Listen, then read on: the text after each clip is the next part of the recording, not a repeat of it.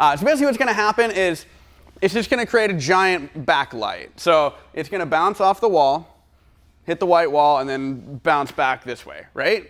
So we'll take the shot real quick. And what that's going to do is going to wrap around, because it's a big giant softbox, essentially, if it ever comes in. There it is. All right, so creates a pure white, wraps around, but her face is still a little bit underexposed, right? So that's where we're going to bring in a V flat, or really any reflector.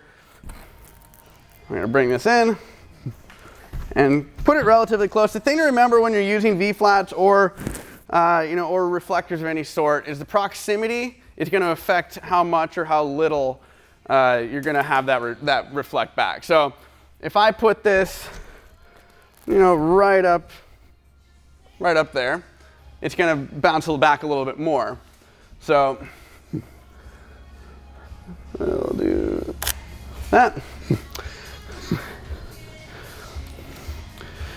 So on that side of the face, we got a lot more kickback, right? Whereas if I pull that away, we'll try and do the same thing. I'll just pull it away. Or actually, let's use the black side. So what did I say happens when you use the black side of a V-flat?